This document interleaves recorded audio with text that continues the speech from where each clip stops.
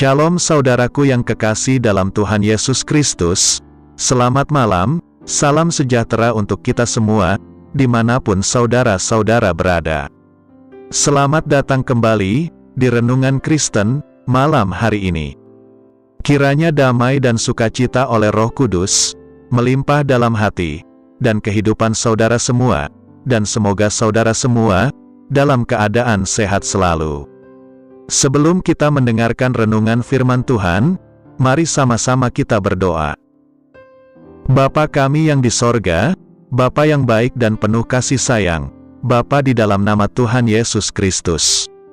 Kami mengucap syukur Tuhan, oleh karena pertolongan-Mu di sepanjang hari ini, kami boleh dimampukan Tuhan, untuk melewati hari ini, melakukan tugas tanggung jawab kami, mengerjakan segala aktivitas kami, dengan pertolongan Tuhan.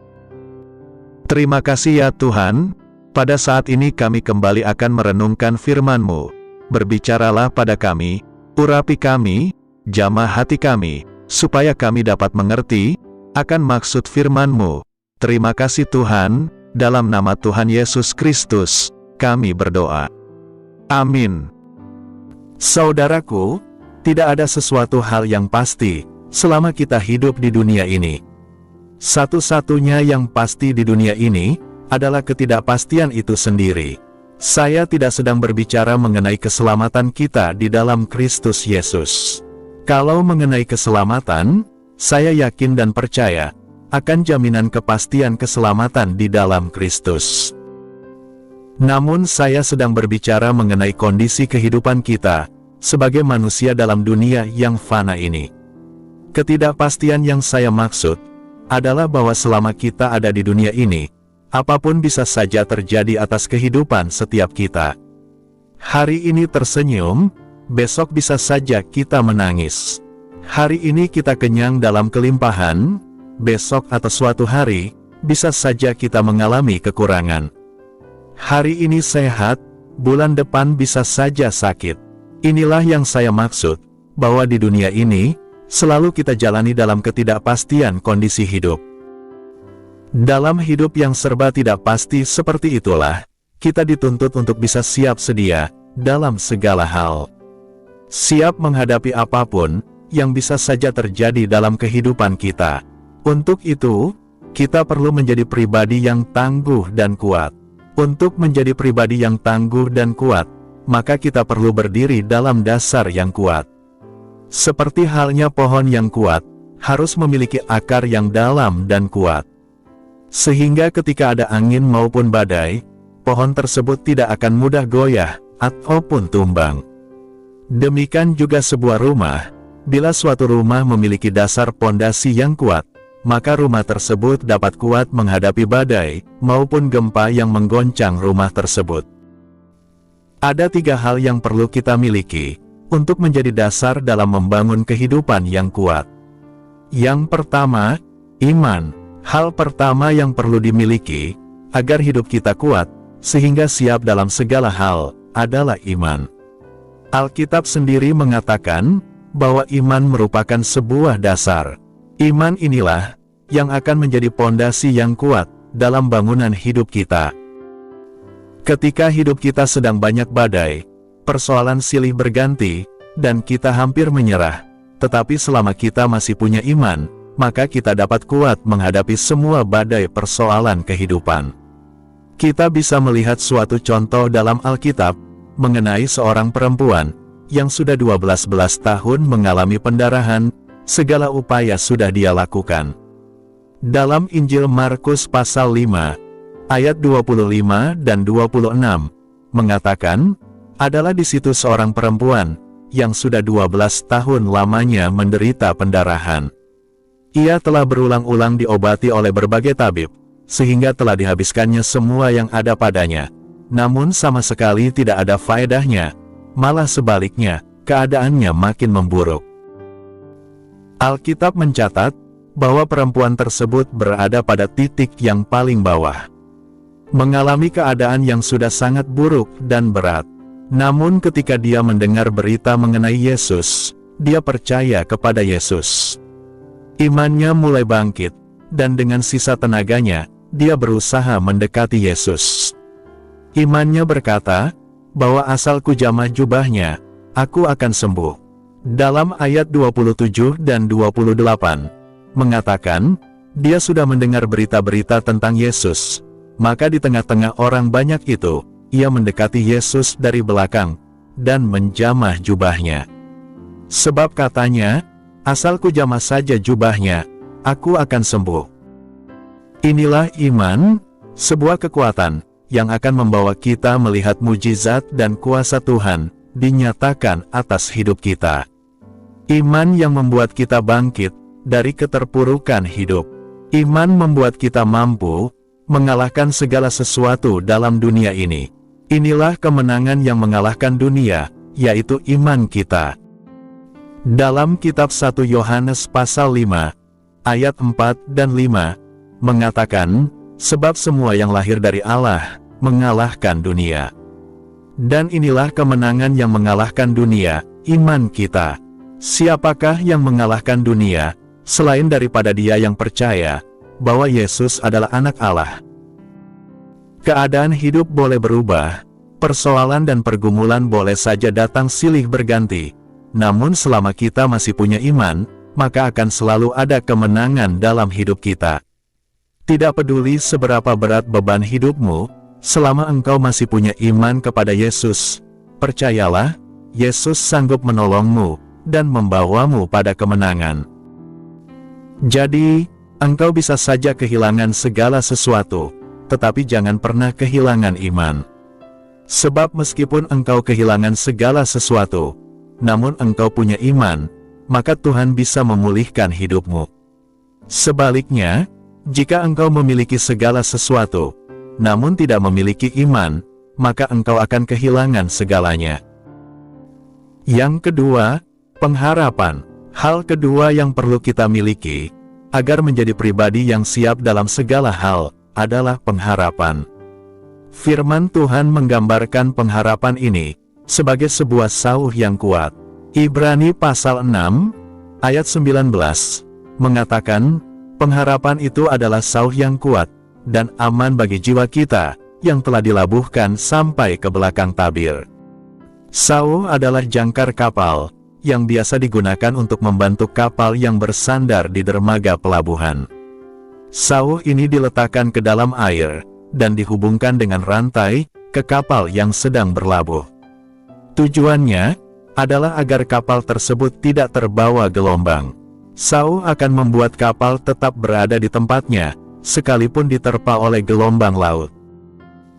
Inilah penggambaran kehidupan kita, hidup kita akan tetap kuat, dan tidak tergoyahkan, ketika kita memiliki sauh pengharapan itu, dalam diri kita. Orang yang punya pengharapan, akan lebih kuat dalam menghadapi gelombang kehidupan. Tidak mudah terbawa arus, dan juga tidak mudah menyerah dengan keadaan hidup.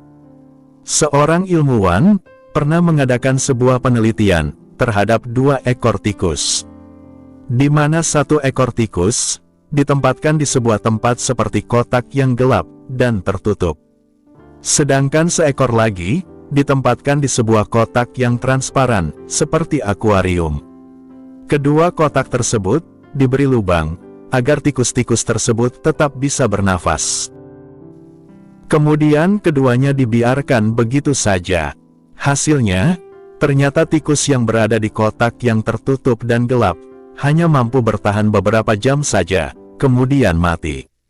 Sedangkan tikus yang berada di kotak transparan, bisa bertahan beberapa hari. Mengapa demikian? Jawabannya adalah, karena tikus kedua masih bisa melihat ruang bebas, dan terang di luar kotak yang mengurungnya, sedangkan yang lain tidak. Tikus yang berada di kotak transparan, lebih memiliki harapan, untuk dapat keluar dari kotak yang mengurungnya. Dia melihat ada peluang bebas, menuju ke ruangan di luar kotak tersebut. Hal inilah yang membuatnya terus mencoba bertahan, dan menemukan jalan keluar. Gambaran tersebut membuat kita mengerti, betapa pentingnya pengharapan dalam hidup kita, agar kita tetap kuat di tengah himpitan hidup.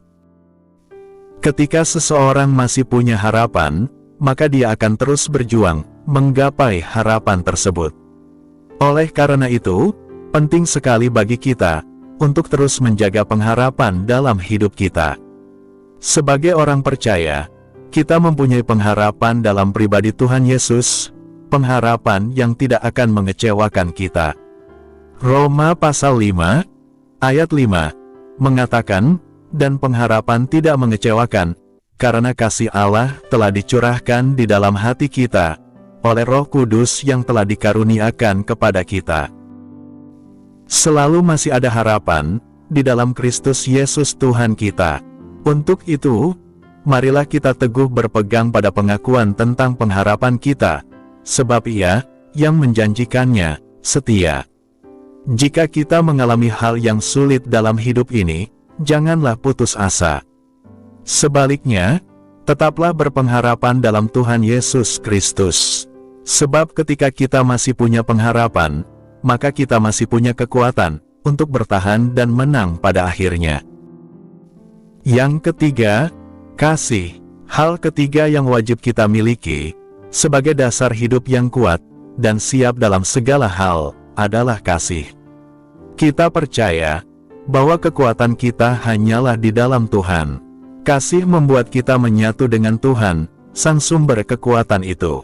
Sebab firman Tuhan mengatakan bahwa Allah adalah kasih. 1 Yohanes pasal 4, ayat 16, mengatakan, kita telah mengenal dan telah percaya akan kasih Allah kepada kita. Allah adalah kasih, dan barang siapa tetap berada di dalam kasih, ia tetap berada di dalam Allah, dan Allah di dalam dia. Firman Tuhan jelas mengatakan, bahwa barang siapa hidup di dalam kasih, maka dia berada dalam Allah, dan Allah di dalam dia. Jika demikian, maka orang yang hidup di dalam kasih, adalah orang yang kuat, dan siap menghadapi segala sesuatu, sebab Tuhan beserta dengan dia. Kasih akan membuat kita berani menghadapi segalanya dalam hidup ini. Di dalam kasih, tidak ada ketakutan, sebaliknya, kasih akan memberikan keberanian bagi kita dalam menjalani hidup ini.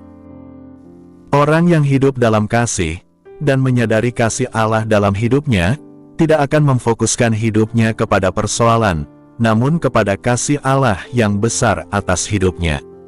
1 Yohanes pasal 4, ayat 18 dan 19, mengatakan, di dalam kasih tidak ada ketakutan, kasih yang sempurna melenyapkan ketakutan, sebab ketakutan mengandung hukuman, dan barang siapa takut, ia tidak sempurna di dalam kasih. Kita mengasihi, karena Allah lebih dahulu mengasihi kita. Apapun yang terjadi dalam hidup kita, asal kita selalu menyadari semua karena kasih Tuhan atas hidup kita, maka kita akan menjadi pribadi yang kuat, dan tidak mudah goyah. Diberi berkat, tidak akan membuatnya melupakan Tuhan, diizinkan mengalami kesusahan, tidak akan membuatnya kecewa kepada Tuhan. Sebab hidupnya dipenuhi kasih Allah. Itulah 3 hal yang perlu kita miliki, sebagai dasar kehidupan kita, agar memiliki hidup yang tangguh, kuat, dan siap menghadapi segala hal dalam hidup ini. Mari belajar memiliki, dan memelihara iman, pengharapan, dan kasih, dalam hidup kita. Amin. Tuhan Yesus memberkati. Demikianlah renungan firman Tuhan pada malam hari ini. Semoga menjadi berkat bagi kita semua. Dan untuk menutup renungan pada malam ini, mari kita berdoa. Bapa kami yang di surga, Bapa dalam nama Tuhan Yesus Kristus, kami bersyukur atas pertolongan-Mu, penyertaan-Mu, juga atas berkat-Mu. Kami berbahagia dan bersyukur atas kebaikan Tuhan dalam hidup kami. Terima kasih buat penyertaan Tuhan di sepanjang hari yang telah kami lewati, hingga pada malam hari ini. Kami boleh bersyukur lagi di hadapan Tuhan, melalui doa dan renungan pada malam hari ini. Terima kasih buat firman-Mu pada hari ini ya Tuhan. Kami mau selalu belajar dan terus belajar tentang firman-Mu. Firman-Mu yang menguatkan dan meneguhkan iman kami. Firman-Mu yang mengubahkan hidup kami. Kami mau melakukan firman-Mu ya Tuhan di sepanjang hidup kami, agar kami tetap kuat berjalan bersama dengan Engkau. Terima kasih ya Tuhan, buat kesempatan hidup yang masih Engkau berikan. Kami mau pakai untuk hormat dan kemuliaan nama-Mu.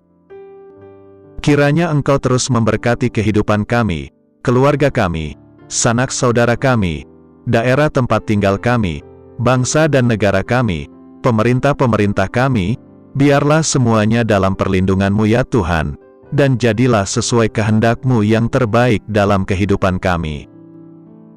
Ya Tuhan, hamba berdoa buat saudara-saudaraku, yang sudah mendengarkan renungan hari ini, yang saat ini sedang mengalami sakit penyakit, pergumulan masalah, kebutuhan ekonomi, kiranya Engkau jamah, sembuhkan dan pulihkan, berkati perekonomian mereka, serta berikan jalan keluar, di setiap pergumulan masalah yang mereka sedang hadapi. Dan ajarlah kami ya Tuhan, untuk selalu berharap dan percaya sepenuhnya, kepada Tuhan Yesus. Pada malam hari ini ya Tuhan, kami akan beristirahat dalam tidur kami. Kiranya Engkau sertai dan lindungi kami di sepanjang malam ini, sehingga kami boleh bangun besok pagi, dengan tubuh yang sehat, kuat, serta diberkati Tuhan. Terima kasih Tuhan, inilah yang menjadi doa dan permohonan kami. Dalam nama Tuhan Yesus, kami berdoa. Amin.